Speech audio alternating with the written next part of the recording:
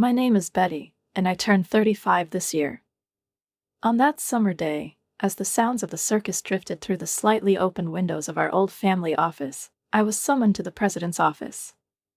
It felt strange, even to me, since the company president was my own mother. Strangely enough, she always insisted on formal address, making our interactions feel cold and distant. President, what is this about? I asked hesitantly as I entered her office. She was seated behind her massive dark wooden desk, fanning herself with a delicate fan that seemed more decorative than practical against the summer heat. My mother maintained her flawless appearance. Her profile was sharp as if carved from marble, her hair impeccably styled, and her gaze as icy as ever. But something in her posture and tone warned me of the conversation to come. I've decided to hand the company over to your sister. As of today, you're fired, she said so abruptly that I stopped breathing for a moment. The sunlight streaming through the large windows bathed the room in golden hues, but it felt like everything around me had frozen. Her words echoed in my mind as I struggled to comprehend them, detached from reality. You're no longer needed here. Move out by the end of the month, she added, snapping the fan shut as if punctuating the discussion. I let out a faint, incoherent sound, feeling my face shift from surprise to irritation. Are you serious, Mother? I began, but her cold, detached gaze stopped me in my tracks. Why are you still here? Get back to work, she snapped, not sparing me another word. Feeling like I'd been cast adrift, I closed her office door and slowly walked down the hallway. Our office was a small, two-story building constructed back in the 70s. Only about 10 people worked here, all involved in tasks related to demolishing old buildings. It was a family business, and power had always belonged to my mother. When I finished school, my life looked entirely different. I worked at an accounting firm, building my career, but everything changed the day my mother declared, "We don't have an accountant." Are you going to abandon your family in their time of need? Her words were more a command than a request. And so, I became part of the family business. At first, I dealt exclusively with accounting, but the responsibilities quickly began to pile up. Office tasks, client meetings, sales, administrative work, it all landed on me. I tackled any job, whether above or below my qualifications. My sister Lucinda had always been the family favorite. She was 3 years younger and grew up in much more privileged circumstances. While I took on the tasks no one else wanted, Lucinda lived a carefree life, frequently changing jobs and complaining about anything that didn't suit her. Her approach to life was the complete opposite of mine. When she finally joined the company, she was over 30. My mother welcomed her with open arms and gave her the position of managing director. That was only 2 years ago, and now I stood in the office hallway, realizing that my role here had come to an end. You're no longer needed, echoed in my mind once more. My eyes fell on the wooden paneling of the walls, which I had once painted myself. Everything in this place bore traces of my efforts, but now none of that mattered. Those cold, merciless words had drawn a line under my decade of loyalty to this business. I've worked at this company for 10 years. Over that time, I've witnessed many changes, but my position has always remained the same, a regular employee doing all the dirty work no one else wanted to handle. From the beginning, I knew my role would be invisible, but I had hoped that years of dedication would earn me at least a little more respect. The difference in treatment between me and Lucinda was evident to everyone. Our colleagues seemed unable to understand why my mother, the company president, always favored her while leaving me out in the cold. For me, it had long been clear, my mother had always shown preference to Lucinda, starting from our earliest years. I remember how she would smile and say to my sister, "You look absolutely charming, Lucinda, this outfit suits you perfectly." She bought her everything, beautiful dresses, toys, jewelry. Meanwhile, I got hand-me-downs from the neighbors' kids and old clothes from relatives. "This is good enough for you, Betty," she would say, not even trying to hide her indifference. For a long time, I couldn't understand why I was treated this way. All I ever wanted was my mother's attention. I studied hard and tried to be helpful, hoping that my achievements might make her proud of me. But that never happened. She would barely glance at my report cards, stamped with perfect grades, before putting them aside as if they were unimportant. Sometimes, I thought that being beautiful was the only way to earn her love. I even considered plastic surgery to try to match her ideals. But one day, when I was 16, my aunt, my mother's sister, told me the truth. "Do you know why your mother treats you this way?" she asked as we sat in the kitchen. Her expression was tense, as though she was unsure whether I should know. "I think it's because I'm not as beautiful as Lucinda," I replied quietly. She shook her head. "It's not entirely that.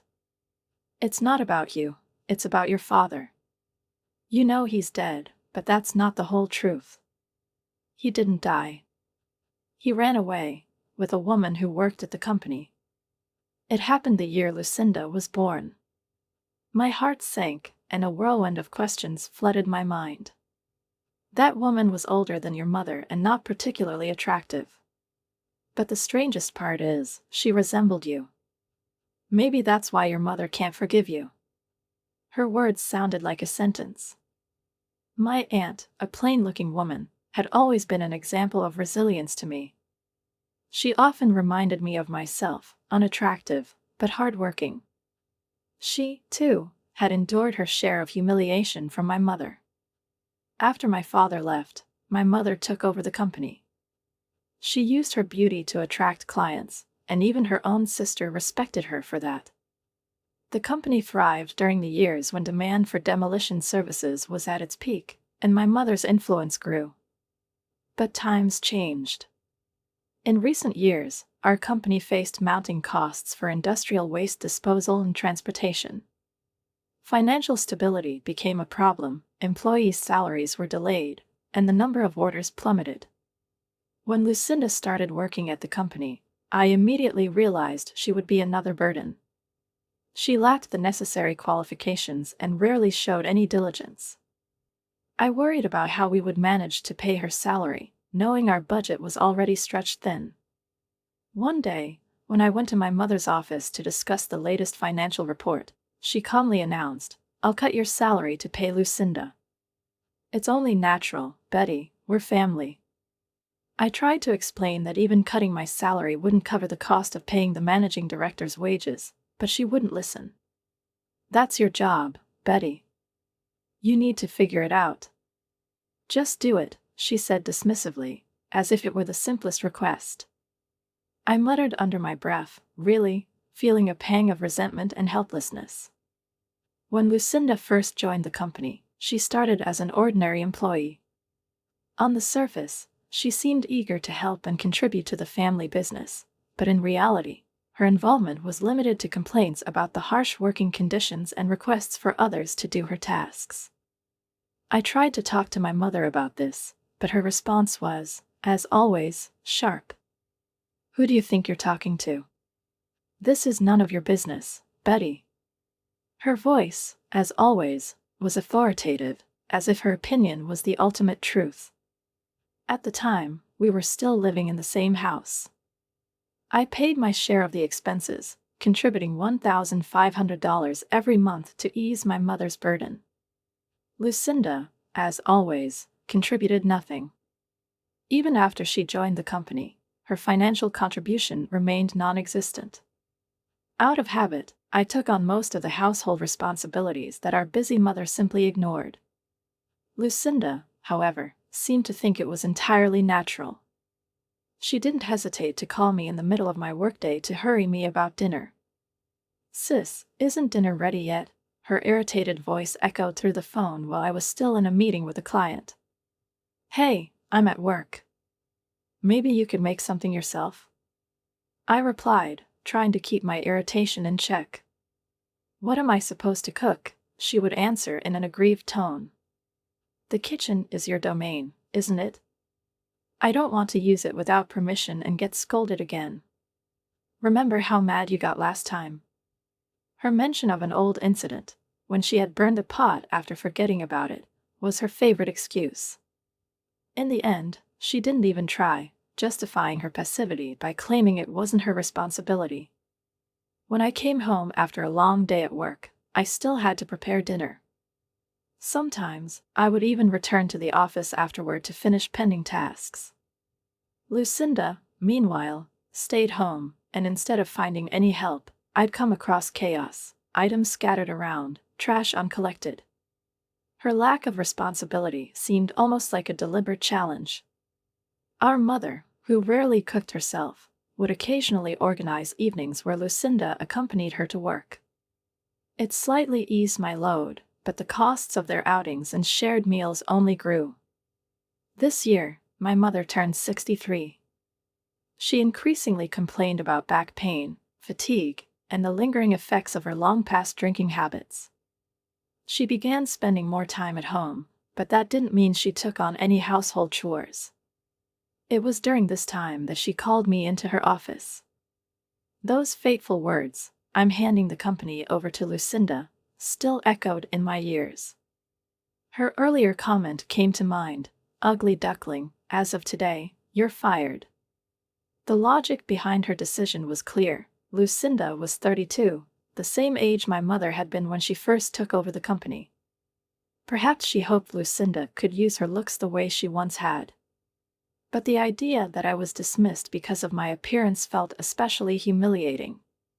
I knew Lucinda wouldn't be able to handle the responsibilities she was given. Even if my salary was transferred to her, it wouldn't save the company, given her ambitions that lacked any work ethic to back them up.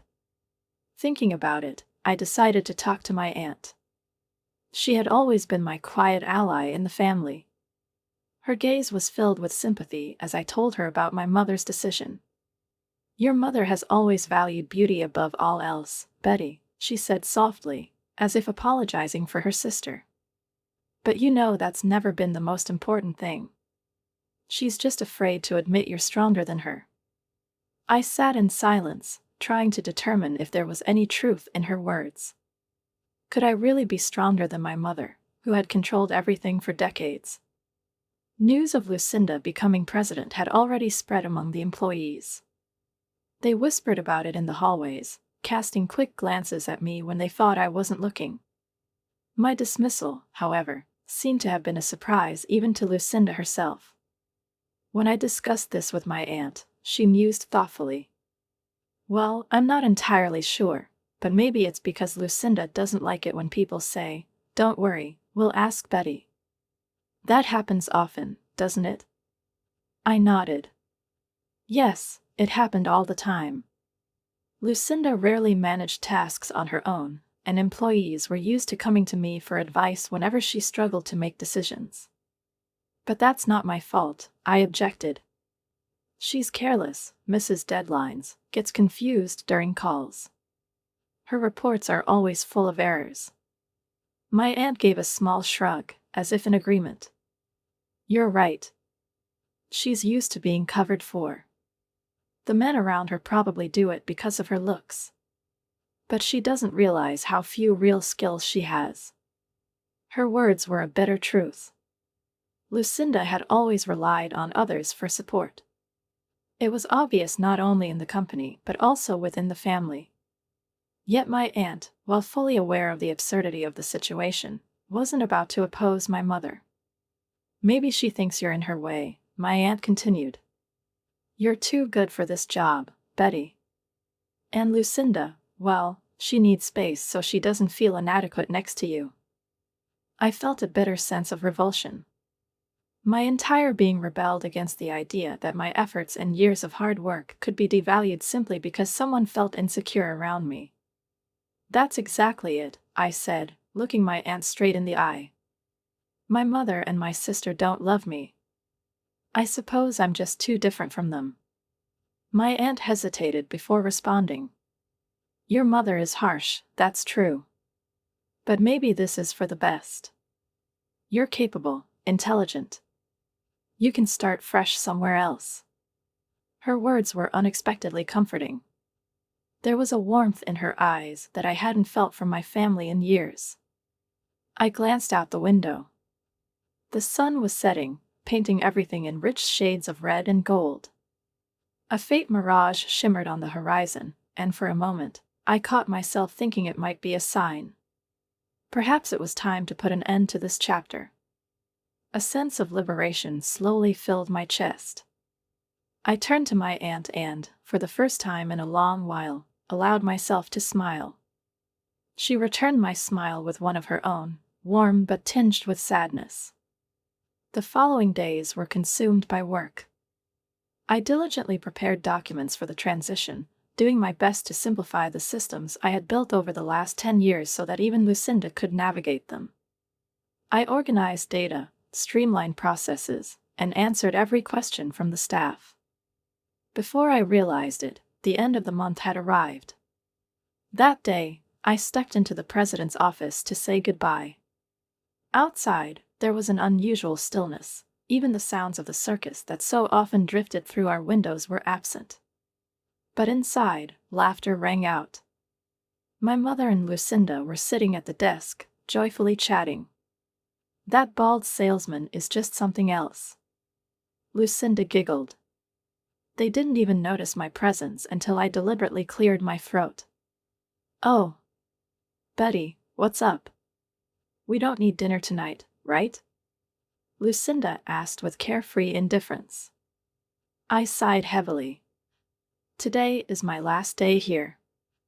Thank you for everything up to this point. "Oh, is it today? I completely forgot," she said before laughing again with my mother. Their laughter sounded like freedom to me. It was the last time I heard their voices within those walls. "I'm also moving out of the house," I added calmly. "So please, take care of yourselves." I bowed to my mother as if she were a stranger, and she responded with a mechanical, "Yes, thank you for your hard work." Her words carried no warmth, as though spoken out of politeness rather than sincerity. I closed the office door behind me, making sure not to look back. In the silence that followed, I caught Lucinda's voice. "Well, now we won't have to see that irritating face anymore." Those words felt like the final note in our long and painful story. As I left the company I had devoted so many years to, I realized I had nothing left to say in response. Inside, I felt hollow. A week passed. I had completed the paperwork for distance learning and found temporary work at a local school, helping with their accounting. Sitting at my desk, I checked my phone and was surprised to find 14 missed calls from my mother in just 2 hours. A sense of foreboding washed over me. I muted my phone, deciding to deal with it later.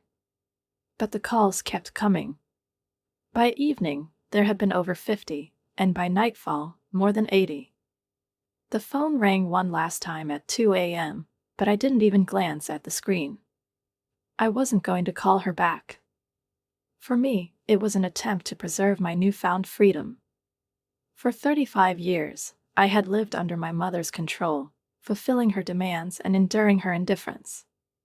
I knew that if I answered, she would pull me back into her orbit. The calls continued day after day. Sometimes, there were more than 100 in a single day. I didn't block her number, leaving it as a sort of proof in case she decided to escalate further. At first, each missed call felt like a stab to the heart. I felt guilty, even annoyed. But over time, the calls became background noise, like the wind outside the window. I began to find strange satisfaction in it. My mother needed me, but she could no longer reach me. I imagined her struggling with the challenges I had once handled, and I realized how terribly she had treated me all those years. A year went by, and the calls stopped. Silence fell, and I had no idea what had become of her. Over that year, my life changed.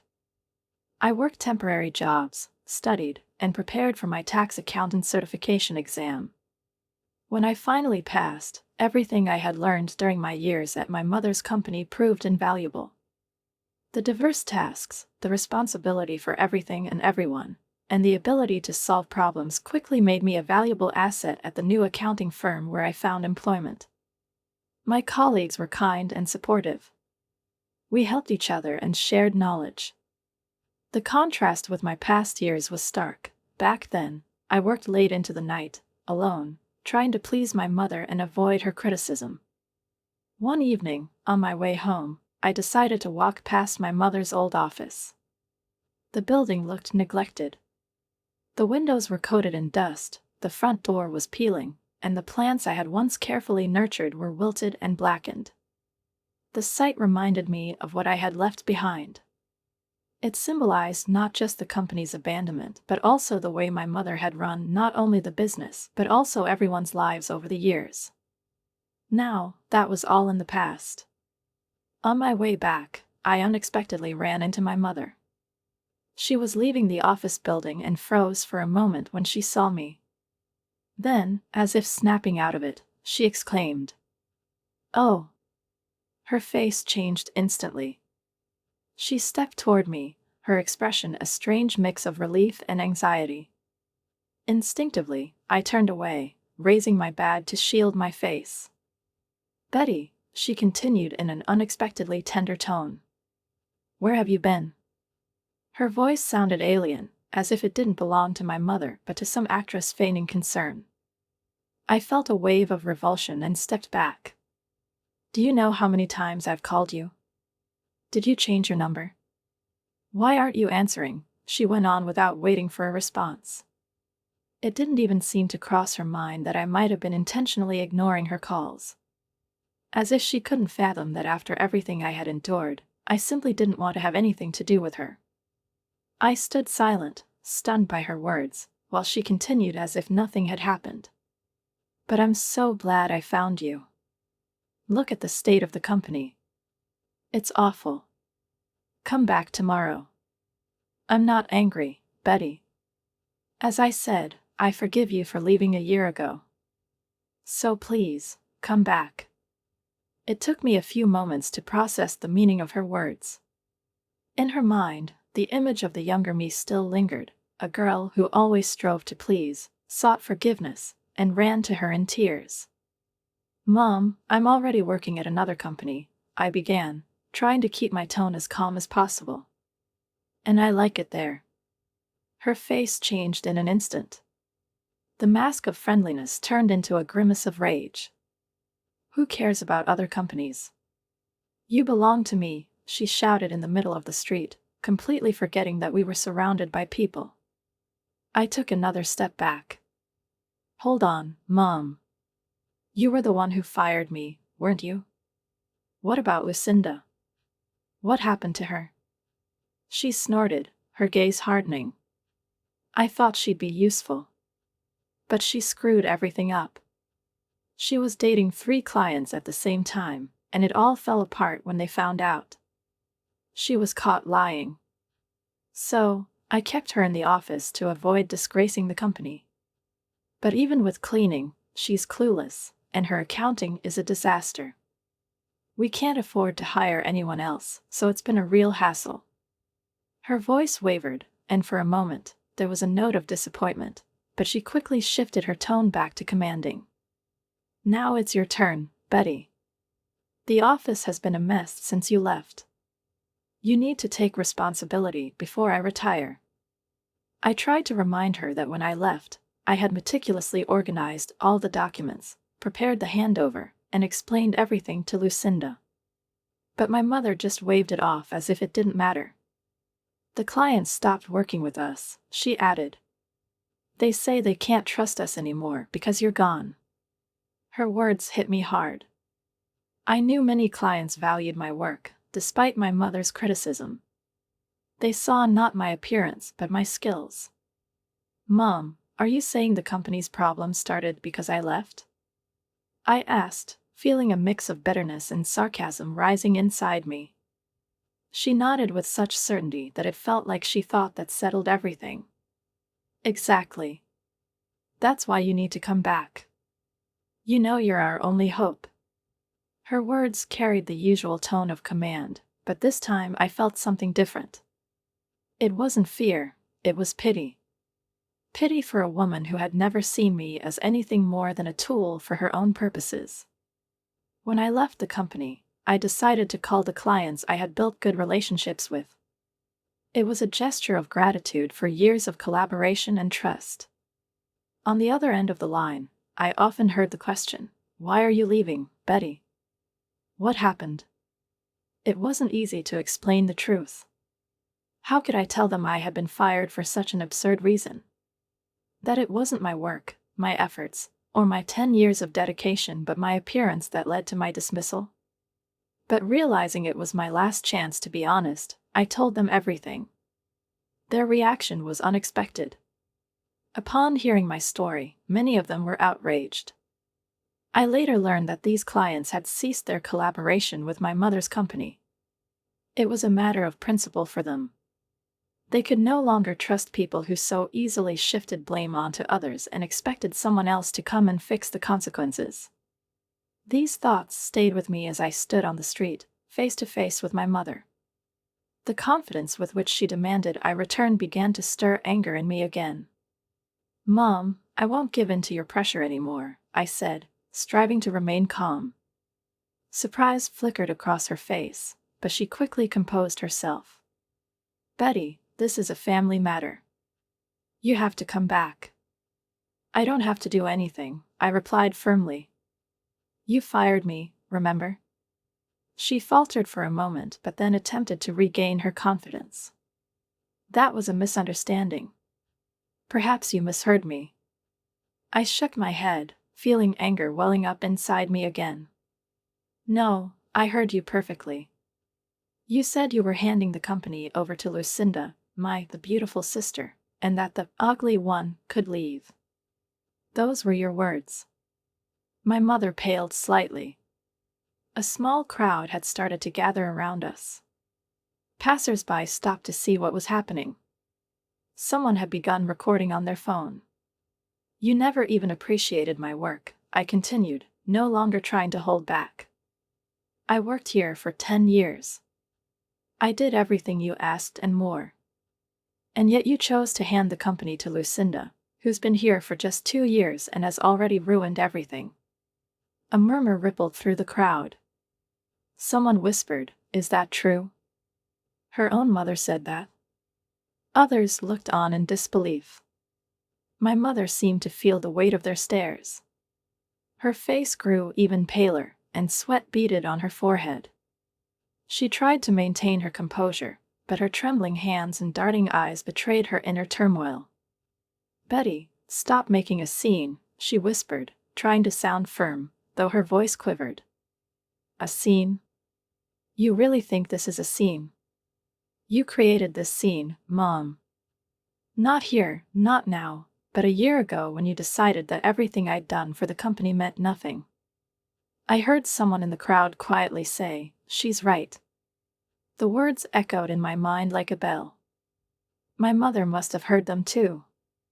She looked at me with a mixture of rage and, perhaps for the first time in years, fear. Her control over the situation was crumbling. And while I could see that, I felt no joy or relief. Only emptiness, and the certainty that I no longer wanted to be part of this world. I took a step back, giving her space to leave. Her lips trembled, but she found no words. The crowd continued watching, some already losing interest, but I knew this moment would stay with me for a long time. "Betty, you misunderstood everything. Let's discuss this inside," my mother said, trying to salvage a shred of dignity. I looked at her with cold determination. "Misunderstood?" I echoed, my voice sharp as steel. "If you never said those things, then why don't you deny them right now, here, in front of everyone?" She fell silent. Her lips quivered, but no words came out. The crowd, as if a single organism, froze, then began whispering. "Ah, she's silent. So, it's true. I can't believe it." Snippets of conversation flitted from one passerby to another, like a gentle breeze. My mother glanced around, her eyes darting like a trapped animal's. Suddenly, something inside her snapped, and she screamed, "It's all your fault. You're ugly and grim. Ugly people should just silently obey the beautiful. That's all you're good for." Her words rang out like thunder, stunning everyone around. A few people began recording the scene on their phones. The crowd, which had been a silent observer, buzzed like a disturbed hive. Ugly people should obey the beautiful. That phrase, shouted in her rage, became the headline of a video that quickly went viral on social media. Within hours, the video reached my mother's business contacts. Her words, coupled with her harsh tone, sparked widespread condemnation.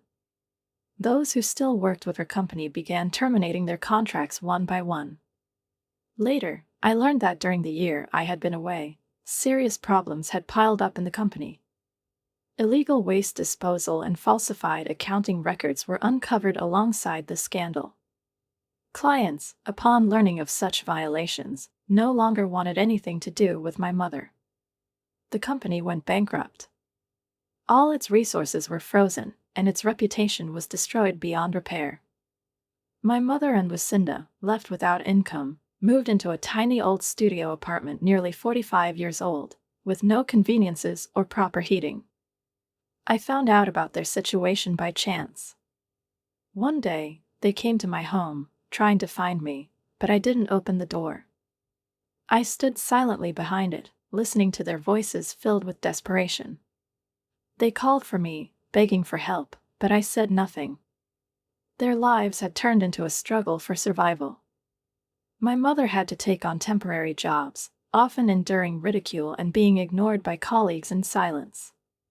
Lucinda tried to use her charm to win over men at her new workplaces, but her behavior quickly caused resentment. Her reputation followed her, forcing her to change jobs again and again.